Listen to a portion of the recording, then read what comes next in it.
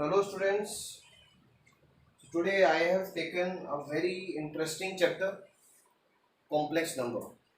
देखिए complex number में सबसे पहले जो मैं बात करने जा रहा हूँ हम सबसे पहले ये समझें कि कॉम्प्लेक्स नंबर की ज़रूरत क्या है, क्यों आया, कैसे आया, क्या ऐसा था इसके अंदर। बिकॉज ये एक ऐसी कैटेगरी है जिसने दूसरी कैटेगरी से अलग बिहेव किया, बिहेवियर पूरा अलग था। ओके सबसे पहले उससे पहले हम एक चीज़ समझते हैं, उस पैटर्न को समझते हैं जिसने मैथमेटिशियंस को मोटिवेट किया है, राइट। कि मैथमेटिशियंस मोटिवेट होते रहे हैं नई नई चीज़ों को डिस्कवर करने के लिए। देखिए मैं फॉर एग्जांपल में एक छोटा सा एग्जांपल लूँगा कि सपोज मैंने आपको बोला कि okay x is equal to A और we can take x plus A is equal to B where x belongs to natural number, समझिएगा बात को, and b is less than a, b is less than a। तो मुझे वो x की value चाहिए, तो x की वैल्यू चाहिए और मैंने ये भी बोला है कि x belongs to natural number. तो अब अगर मैं इसमें चेक करता हूँ तो x की वैल्यू अगर मैं a से माइनस करता हूँ तो b की वैल्यू a से लेस है, तो ये क्या देगा, ये हमेशा नेगेटिव नंबर देगा। और नेगेटिव नंबर्स क्या है, ये कभी भी नेचुरल नंबर की कैटेगरी में नहीं आएंगे। तो यहाँ पर क्या हुआ, ये सोल्यूशन फेल हो गया, राइट। अब मैथमेटिशियंस के दिमाग में एक और आया कि it means there is something else which should be discovered. अब उन्होंने क्या किया कि भाई नेगेटिव नंबर की डिस्कवरी स्टार्ट हो गई। नेगेटिव नंबर की डिस्कवरी स्टार्ट होते ही आपके इंटीजर्स आ गए। इंटीजर्स ने काफ़ी कुछ चेंज किया मैथमेटिक्स को। देन फिर उन्होंने एक और डिस्कवरी कर दिया कि अगर मैं बी एक्स की वैल्यू ए ले लेता हूँ for example, so x is equal to क्या, ए अपॉन बी। अब कोई जरूरी नहीं है कि ए अपॉन बी आपको इंटीजर ही देगा, कुछ और भी दे सकता है, रैशनल नंबर देगा, हो सकता है 1/2 दे। फिर वहां पर मोटिवेशन मिला कि रैशनल नंबर्स भी मिलने चाहिए, कि मतलब एक और नंबर्स की कैटेगरी बनती है जो पी अपॉन क्यू की फॉर्म में क्रिएट हुई। सबसे पहले आए प्लस नंबर, मैं अगेन रिपीट करता हूँ, सबसे पहले नेचुरल नंबर्स की बात होती है। जीरो को तो हम बाद में कंसीडर करेंगे क्योंकि जीरो अपने आप में एक हीरो है पूरी मैथमेटिक्स का। उसके बाद इंटीजर्स को मोटिवेशन मिला इंटीजर्स के लिए, फिर रैशनल नंबर्स के लिए मोटिवेशन मिला, फिर इसी तरह से ये सीरीज बढ़ती चली गई, है ना। मैथमेटिशियंस का दिमाग चलता चला गया और आगे आगे चीज़ें चलती चली गई। फिर एलजेब्रा आ गई, एलजेब्रा ने आपको पता ही है इक्वेशंस आई हैं, बहुत कुछ आया, क्वाड्रेटिक इक्वेशन, लीनियर इक्वेशंस। तो अब यहाँ क्या था, मैं क्वाड्रेटिक इक्वेशन पे रुक जाता हूँ आकर, क्योंकि कहीं ना कहीं इस चैप्टर का कनेक्शन उसी से है। ये सब चीज़ें तो मैं समझाने के लिए था कि आपकी प्रोग्रेस, मतलब जो मैथमेटिशियंस ने जो प्रोग्रेस किया वो किस वे में किया, क्या फैक्टर्स थे जो उनको मोटिवेट कर रहे थे उस प्रोग्रेस को करने के लिए। देखिए सबसे पहले अगर मैं क्वाड्रेटिक इक्वेशन की बात करता हूँ, क्वाड्रेटिक इक्वेशन को मैं थोड़ा पहले यहाँ पर समझाने की कोशिश कर रहा हूँ कि क्वाड्रेटिक इक्वेशन है क्या एग्जैक्टली, पहले उसको समझना बहुत जरूरी है। देखिए क्वाड्रेटिक इक्वेशन में अगर मैं इसकी जनरल फॉर्म की बात करता हूँ तो जनरल फॉर्म आती है, right, A x square plus B x plus C. और इसके में एक ऐसा फैक्टर रहा जिसने पूरी इसकी नेचर को दिखाया, उसका नाम था b square minus 4ac and discriminant. और इस डिस्क्रिमिनेंट ने आपको पहले ही बता देता था ये कि इस इक्वेशन के जो रूट्स हैं उनका नेचर कैसा होगा। अगर मैं नॉर्मल बात करता हूँ तो अगर डी, इसको डी से डिनोट करते हैं, अगर डी की वैल्यू 0 या 0 से ग्रेटर आती थी तो आप बोल देते थे कि रियल रूट आएंगे, राइट। और जैसे ही डी की वैल्यू लेस देन 0 हो गई तो आप बोलते थे roots not possible, roots not possible. और मैथमेटिशियंस के लिए जो पॉसिबल नहीं होता है, मैथमेटिशियंस की टेंडेंसी ये थी कि उसको पॉसिबल कैसे किया, राइट। अब यहाँ पर भी एक ऐसी इक्वेशन मैं ले रहा हूँ, बहुत छोटी इक्वेशन लूंगा कि उसमें सिर्फ आपको ये समझना, suppose I am taking x square plus 5 is equal to 0। अब ये x square plus 5 is equal to 0 quadratic है, बिल्कुल है। अगर मुझे इसके रूट्स निकालने पड़ जाए तो ये ऐसे आता है और x की वैल्यू हो जाएगी प्लस माइनस रूट 5 माइनस 5। अब square root of negative number जहां आ जाता था वहां पर आप बोलते थे कि रूट्स नॉट पॉसिबल, बट हम इस चैप्टर में वही पॉसिबिलिटी करने वाले हैं, उसी को ही पॉसिबल करने वाले हैं, क्योंकि अब इस चैप्टर ने एक नई सीरीज का डिस्कवरी की है। अभी तक हम यही मान के चल रहे थे टिल 10th कि real number is the last series, right, but real number से भी एक अलग हटके सीरीज बनती है जिसका नाम है कॉम्प्लेक्स नंबर। वो कॉम्प्लेक्स नंबर को मोटिवेट किसने किया? Square root of negative number, क्योंकि स्क्वायर रूट का मतलब क्या है? ये जो -5 ये क्या कहता है कि मुझे ऐसा कोई दो नंबर चाहिए जिसको उसी नंबर से मल्टीप्लाई करें और -5 दे जाए। मतलब एक ऐसा number in whole real number, कुछ भी लो आप, यू आर फ्री, लेकिन रियल नंबर में कोई ऐसा नंबर ही नहीं है जो -5 दे उसी नंबर को उसी नंबर से मल्टीप्लाई करने में। तो इस केस में रियल नंबर फेल हो जाता है, राइट। फिर एक मैथमेटिशियन आए, उनका नाम था यूलर, बहुत फेमस है यूलर। यूलर मैथमेटिशियन ने सबसे पहले square root of negative number के लिए रिजल्ट दिया, और यूलर ने बताया कि हम एक नई सीरीज जरूर बनाएंगे क्योंकि ये बार बार परेशान कर रही है हमें, क्योंकि हम मैथमेटिक्स में सब कुछ पॉसिबल है तो इसको क्यों ना पॉसिबल बनाया जाए। तो उन्होंने इस पैटर्न को बनाया, एक नया पैटर्न क्रिएट किया। उस पैटर्न को समझने के लिए उन्होंने सबसे पहले एक चीज रखी, बात क्या रखा, किसी भी नंबर का जो नेगेटिविटी आती है, कोई भी नंबर, किसी भी नंबर की अगर नेगेटिविटी है तो वो सिर्फ उस नंबर की वजह से नहीं है, वो एक्चुअली उसके साथ -1 अगर मल्टीप्लाई होता है, because -1 they are supposing as a unit number, right, so that we can create a formula. उन्होंने उसको एक यूनिट बना दिया। उन्होंने कहा कि कोई भी नेगेटिव नंबर उठाओ, वो माइनस किसकी वजह से होगा? -1 की वजह से, राइट। फिर उन्होंने क्या रिजल्ट निकाला? उन्होंने कहा +/√5 एंड √-1 एंड √5। इन्होंने बोला कि ये सभी के साथ आ रहा है तो इसका एक नाम देते हैं, इसका नाम आया आयोटा। आयोटा, यहां से एक नई सीरीज की शुरुआत हुई। आप ये मान के चलिएगा इस पर्टिकुलर कॉन्सेप्ट ने अपनी सब चीजों को अलग किया है नॉर्मल नंबर सीरीज से।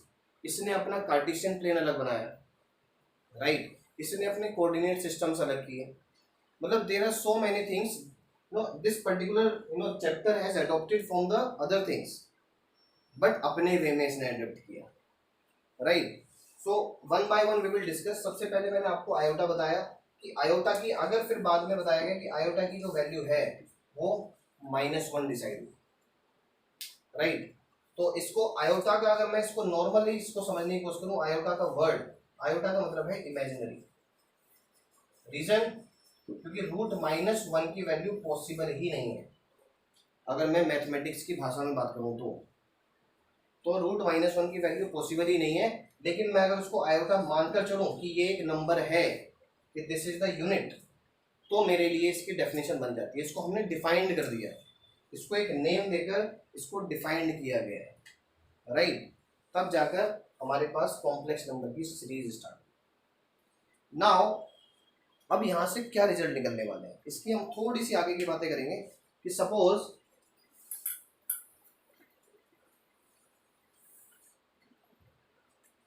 मैंने यहां पर बता दिया कि i की वैल्यू -1। अगर मैं इस रूट को इधर ले जाऊं तो i² की वैल्यू कितनी आ गई?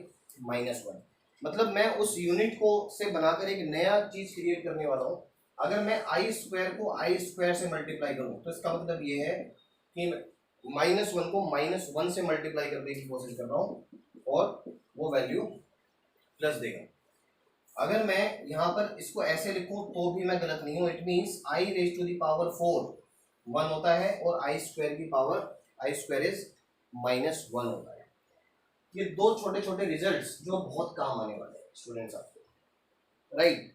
अब यहाँ से मैं बताऊंगा इसका कैसे वर्किंग होगी, बट हमें सबसे पहले यही समझना था कि i² की वैल्यू -1, फॉर्मूला ये था यूनिट हमारे लिए, उसको मैंने रूट को ट्रांसफर किया, i² आया। फिर i² का या तो मैं इसका स्क्वायर कर दूं तो भी बात वही है। इट मीन्स कि अगर मैं 4 की पावर कुछ भी रखूंगा मेरे लिए वैल्यू प्लस वन ही आनी है।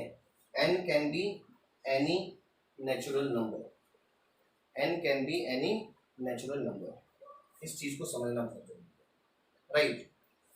देखिए अब यहाँ से ये चीजें उठ गई हमारी।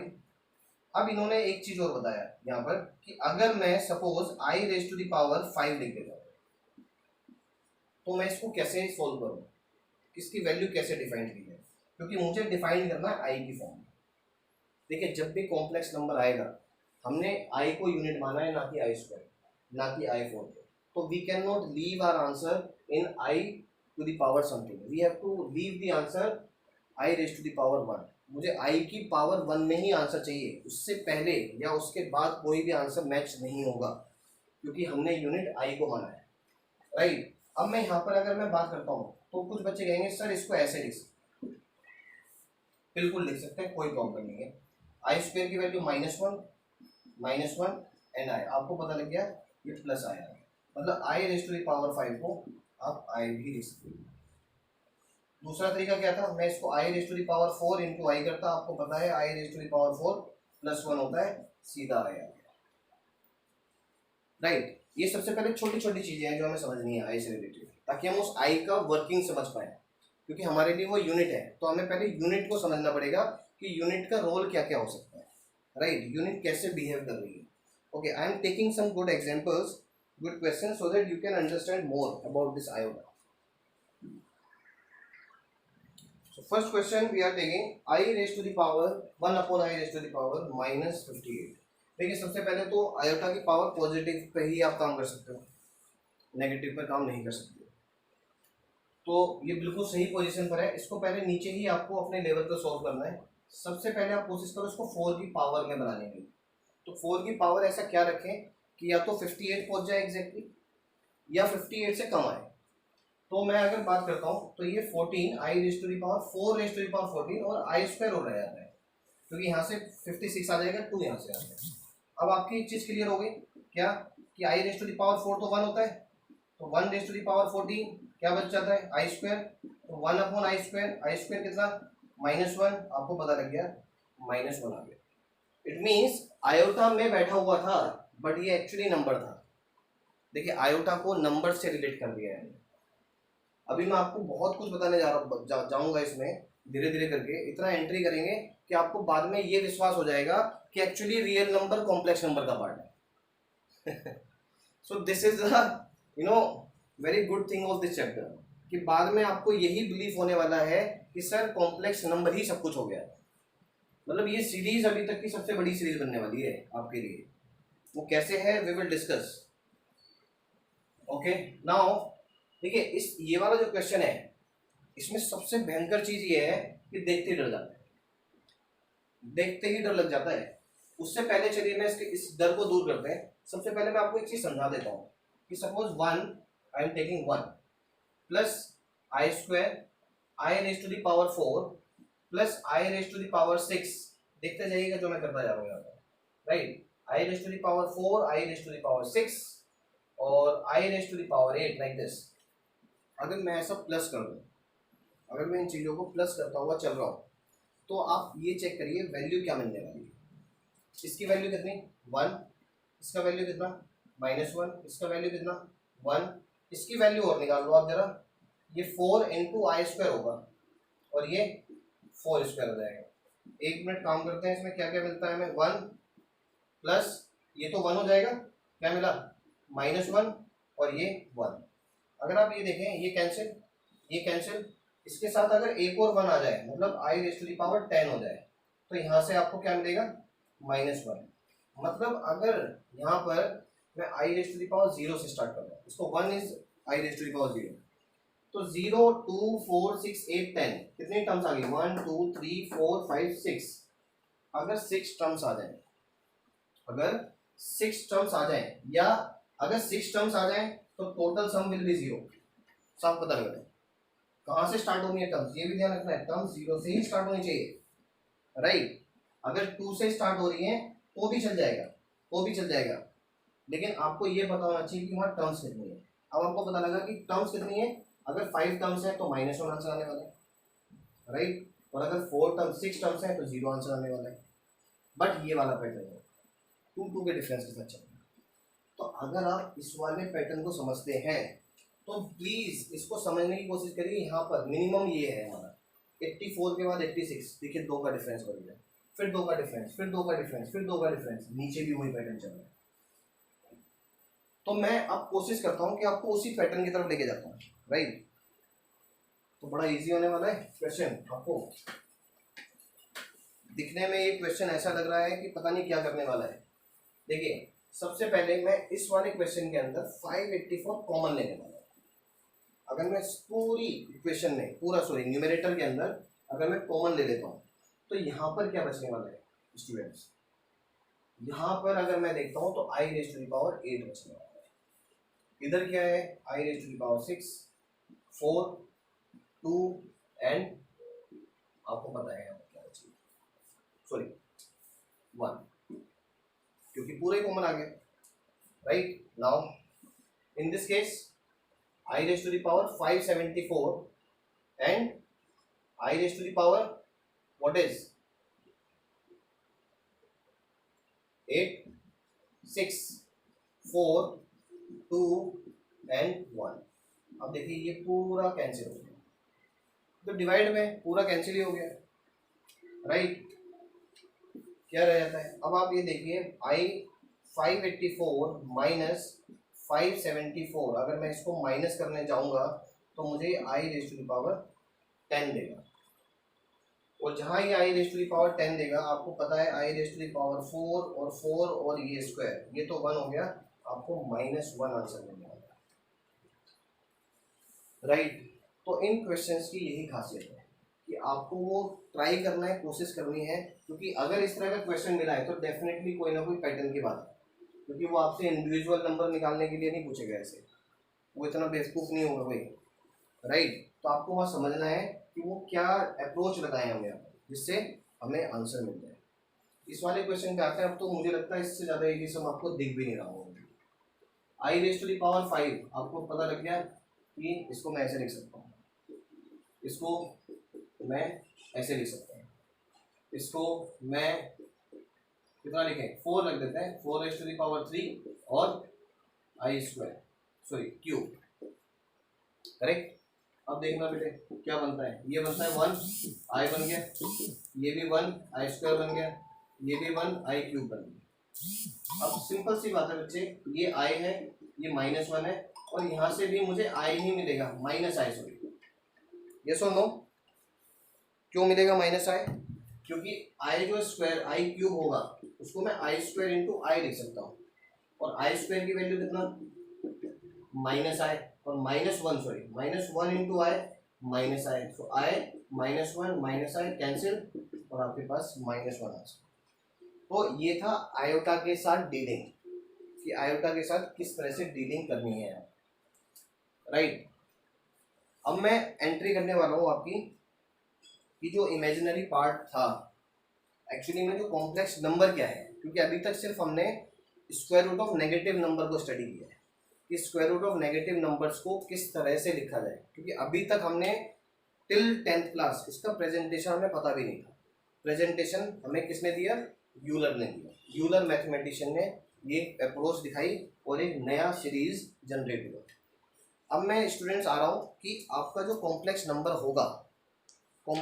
होगा, सपोज कि वो कॉम्प्लेक्स नंबर क्या है, कॉम्प्लेक्स नंबर का मीनिंग क्या है यहाँ पर, जिसकी वजह से इसका नाम कॉम्प्लेक्स नंबर पड़ा।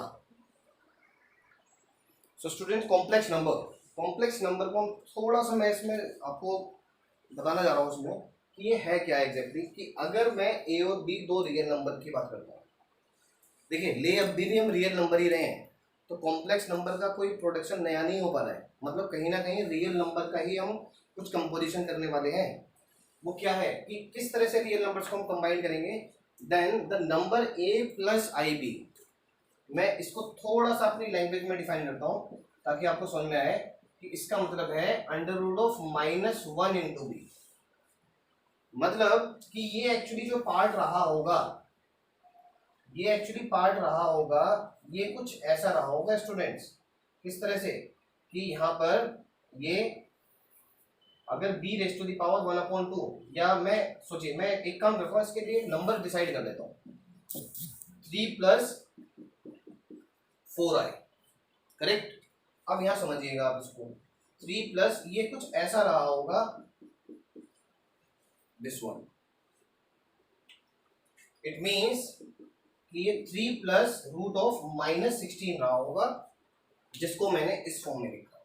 मतलब ए और बी, मैंने ए तो प्योरली मुझे मिल रहा है, उसका आयोटा से कोई रिलेशन नहीं है, बट ये जो बी है ये एक्चुअली √(-1) के साथ रिलेटेड था, जिसको अलग किया गया और आयोटा अलग कर दिया गया, बट अभी भी ये इससे पीछा नहीं छोड़ सकता।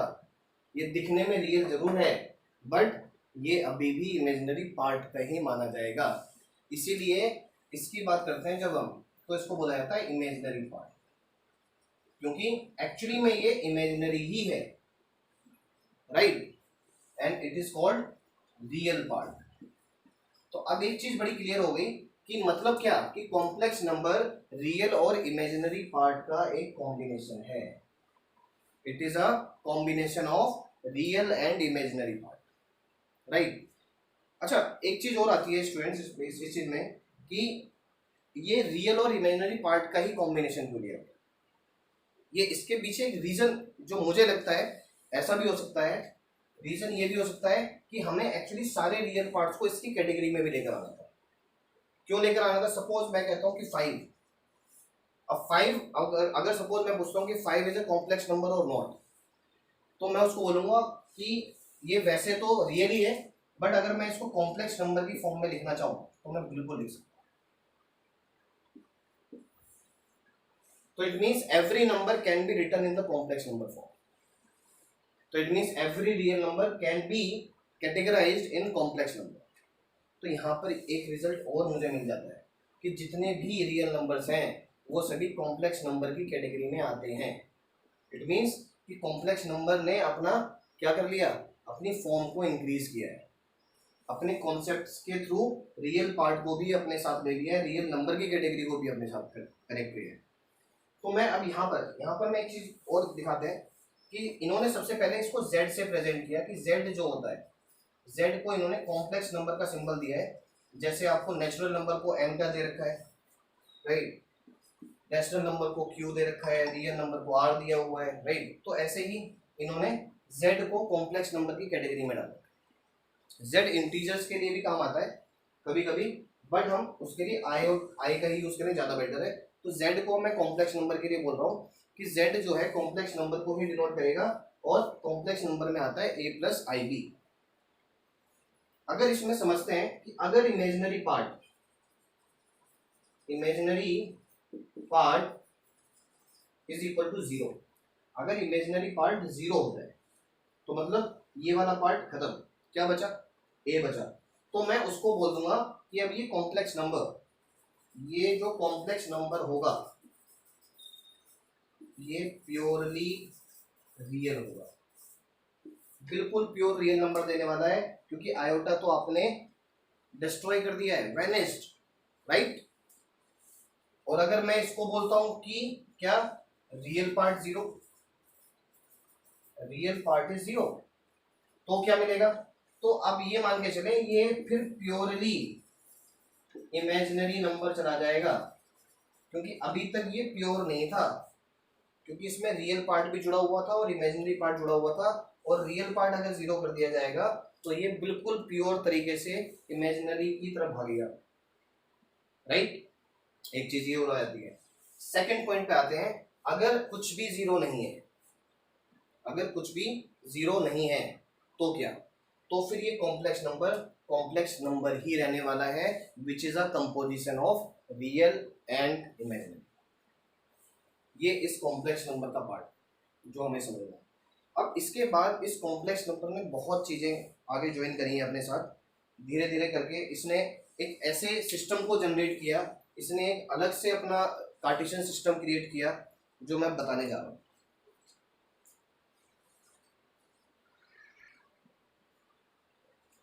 ओके, सबसे पहले हम स्टार्ट करेंगे इसमें, आपको पता है कि ये एक्स एक्सिस की बात कर रहे हैं, इधर वाई एक्सिस की बात कर रहे हैं, मैं पहले अपने नंबर्स की बात करूंगा, रियल नंबर से हम स्टार्ट करेंगे, वहीं से पिक करेंगे पॉइंट को।